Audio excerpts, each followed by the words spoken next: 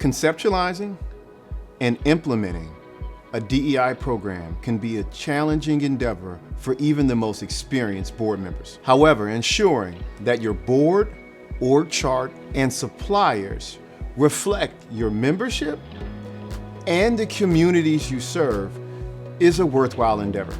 Hello, my name's Ancin Cooley, and I'm the owner and principal of Synergy Credit Union Consulting.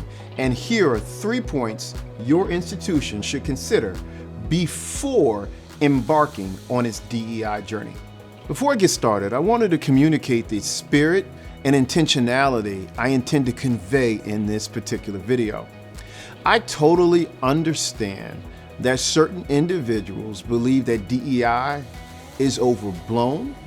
They either don't agree with the entire concept of it, but don't have the ability to communicate that in open forum for fear that they be called a racist.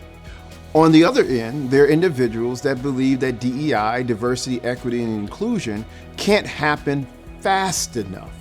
I empathize with those individuals. And then there's everyone in between. There's individuals that are indifferent. There are individuals that don't really believe that true DEI can actually happen. My intention in this video is to ensure that I address each one of those constituencies with empathy and honesty. Before we get started, let's ensure we're on the same page when we say diversity, equity, and inclusion.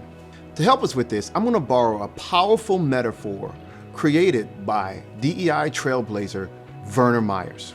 Werner says, diversity is being invited to the party. Inclusion is being asked to dance and being able to dance how you want to. And equity is being involved in picking the DJ. Now that we've level set on a definition for DEI, let's get to our points. Number 1, decide where you want to go, how fast you want to get there, and then own your decisions as an organization. Often, due to external pressures, organizations make symbolic donations and pledges that don't reflect their org chart or their board composition. And as a result, it creates this odd dissonance between their gestures and how their organization is actually structured. Listen, DEI sometimes comes up during our strategic planning sessions. And I've had board of directors flat out tell me, Ancin, either we're not doing it or we're not ready to do it. And I totally appreciate and respect that kind of honesty versus organizations that signal that they empathize and feel a certain way, and their org chart and their board of directors don't reflect what they're signaling. Number 2 comes in 2 parts. Specifically outline what a qualified director candidate is for your institution, and then also realize that diversity can be approached from multiple angles and directions. So let's address director qualifications first. Often when I bring up DEI in the context of director succession, you hear directors say, you know what, I totally agree with it. I just want to make sure that the director candidates are qualified. I understand completely the intentionality around that sentiment.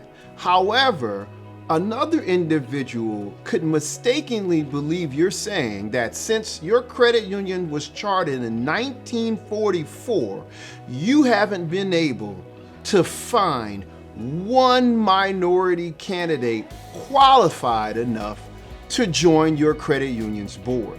I understand that may not be your intention, but that's how it comes across to some individuals. Next part, diversity isn't just about finding and appointing minority candidates.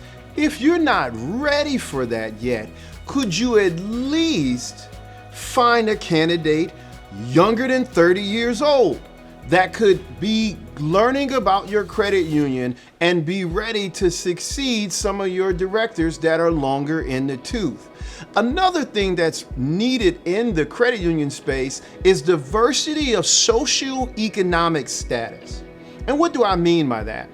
A lot of directors, as they acquire more wealth, they start losing the empathy needed to be compassionate toward their members in their 20s that may be struggling. And so socioeconomic diversity is also important in the boardroom to ensure that you're having various perspectives on policies brought forth at your credit union. And lastly, complete an assessment that allows you to figure out where you are as an organization in your diversity, equity, and inclusion efforts. Use that as a starting point for you to move forward. The NCUA, since 2017, has put out a voluntary diversity assessment form on their website. And I took the liberty to go back all the way to 2017 through 2020. And of the roughly 5,000 credit unions in the United States, they barely get 100 credit unions a year to fill out the form.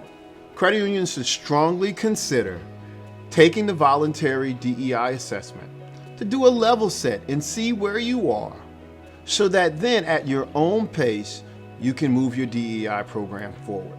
In conclusion, embarking on your institution's DEI journey is a worthwhile endeavor that must receive genuine buy-in from the top down in order for it to be effective and meaningful.